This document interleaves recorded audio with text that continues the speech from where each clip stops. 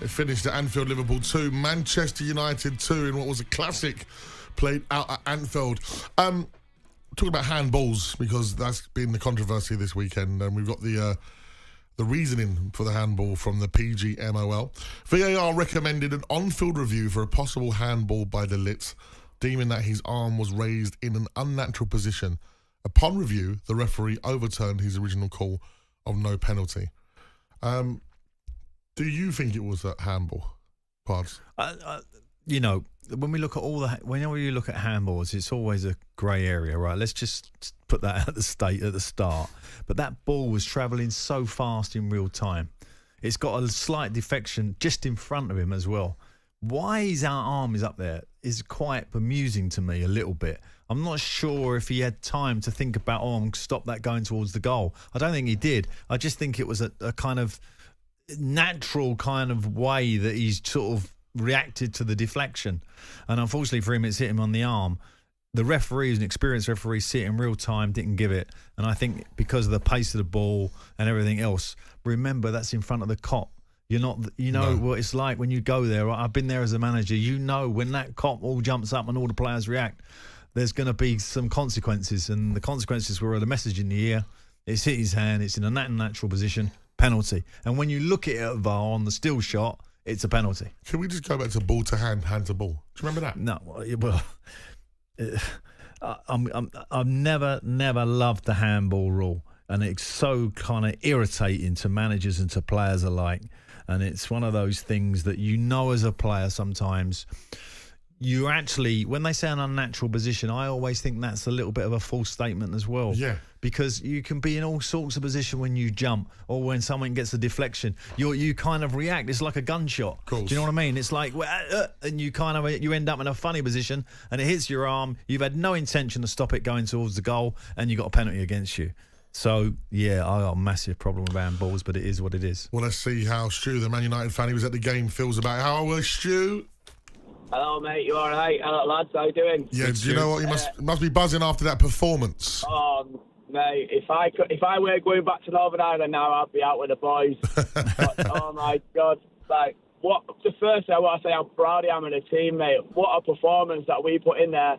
My City mates, my Liverpool mates are like 7-8-0 this weekend, lads. You're going to get hammered. Oh, it's going to be an embarrassment. But then to watch that performance from the lads, what a performance. It's a performance to build on, isn't it, Stu?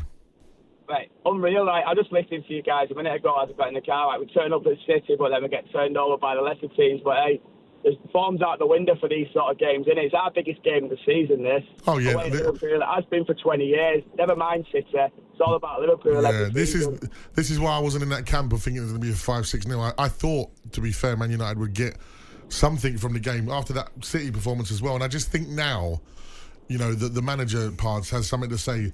Hang about, you can turn up at Anfield and show the commitment and the grit. I need that in every game. Like, it's always the same. When you have a set of players, right, you say the easy thing to say after a game like that is that you've set those standards. The manager hasn't set those standards. They've set them with their performance level, and now they've got to replicate it. It's no good just turning up at Liverpool, as a caller said just then. It's their biggest game of the season. You can't just be like that. It just can't happen just for that one game. This is what you've set. This is what we got to do every week. And a couple of crunching tackles that I haven't seen Man United do for ages. And it was kicking off. And it was like, it was passion and everything that you want to see in a football team. And a great job by the manager and his team to get that move right in that change room, Man United, because they started well and they finished even stronger. Let's go over to Jill. She's a Man United fan. Good evening, Jill.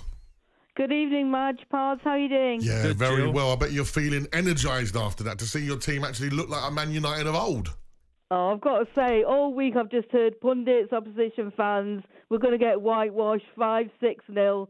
And that first half and going 1-0 up was brilliant. I think Amorim's used some reverse psychology here, Pards. I don't know what you think, but when he talked about the players showing fear, I think that was reverse psychology, and I think they went out today and they didn't show any fear. Absolutely. And they took it to Liverpool, and that's the United of old that I've watched, and that's the United I want to see going forwards. They've set a precedent now. Yeah, well, there's an interesting thing that you say there, Jill, because what he's probably done all week is say like, you're playing with fear. Are you gonna show me Saturday? Then he's reinforced it in the press to sort of get that message. And you're absolutely right.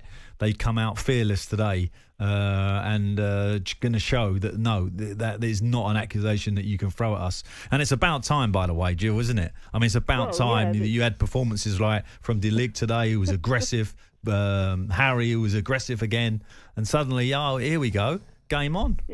Well, some great tackles going in, some sliding tackles going in, some fight, playing for the shirt. Let's do it. We could have won that at the end. We could have won it. And I'll tell you something, if we won it, I would have been talking about it for the next week or so, and that would have shut up some of them Liverpool fans, eh? You know what it is, Jill, more than anything is I could see the players playing with a bit of pride.